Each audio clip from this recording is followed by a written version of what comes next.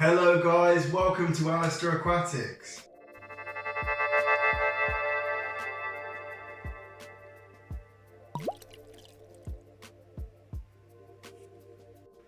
Okay, so just really quickly before we jump into this video, I just wanted to say hello and thank you for watching. Okay, so I hope you enjoy this one and I'll catch up with you guys at the end. So, disaster struck. You might notice that the orange clownfish in this video, very sadly, isn't the same one that you saw in the previous videos.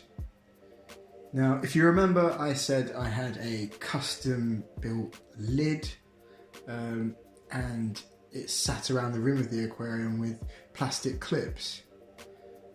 Now, sadly, I came back from work one day and found my orange clownfish on the floor, and sadly, that was the end of that.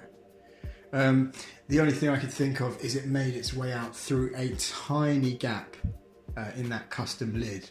So what I did to try and rectify that issue is I bought a fish, sort of DIY mesh fish guard that sits on top of the aquarium, and then to contain the evaporation I'm using the old sort of acrylic lid to hold in the evaporation. This way I've made a change so that there's absolutely no chance any of the fish can jump out. It was such a shame.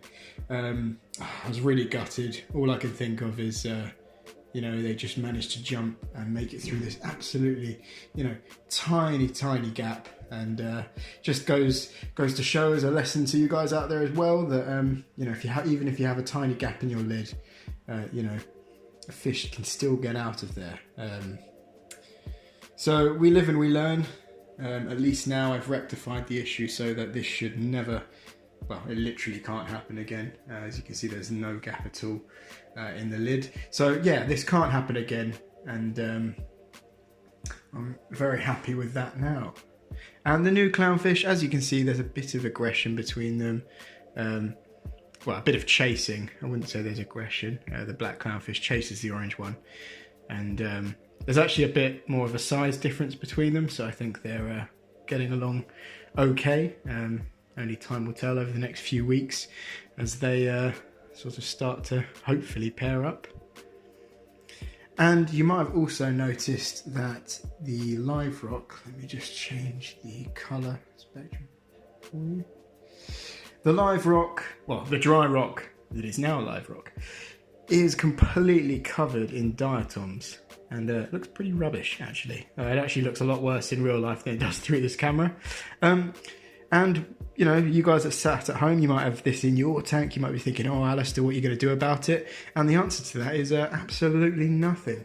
So this is a completely normal, natural part of sort of recently established reef tank. Diatoms basically going to bloom and start using up the silicates the silicates in the water and the phosphates in the water.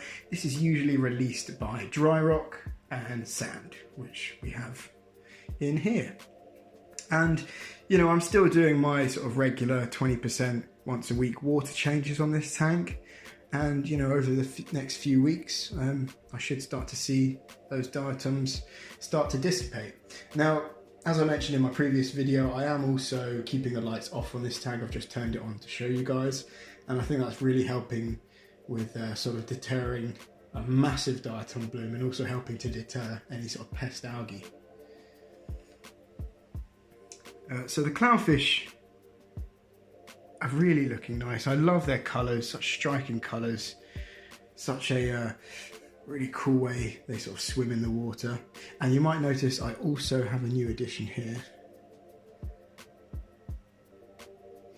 which is a flipper magnifying glass, which I really like. Let's see if we can get a shot of any of the fish.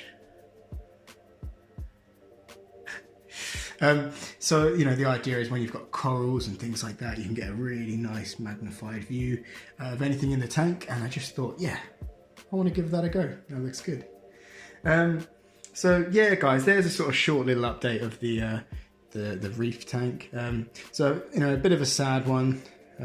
that I lost the clownfish that managed to jump out the smallest gap. I was so surprised. I couldn't understand how it even fit through, this tiny gap between the lid and the edge of the glass. But there you go. It obviously happened, and you live and you learn. So all I could say is, if something like this happens to you guys at home, just make sure that you live in and you learn from the mistake. So I've made a change, and hopefully any of you guys sat there at home thinking about clownfish or any fish really, really do be careful about those gaps in the lid, as they can get through them. Okay guys, so I hope you enjoyed this one. Other than that, the clownfish are eating well and behaving themselves. The black clownfish is definitely the more dominant one. Does a lot of chasing to the orange one, but no actual biting or anything like that. I haven't seen any marks on the new clownfish, which is a good sign. And hopefully over the next few weeks they will start to bond a bit more, and one day become a pair.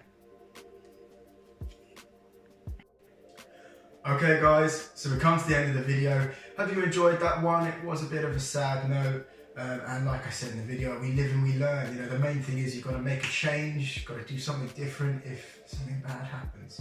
And hopefully this video has helped show you guys out there that look out for these little things. These little things you think, there's no chance that's going to happen.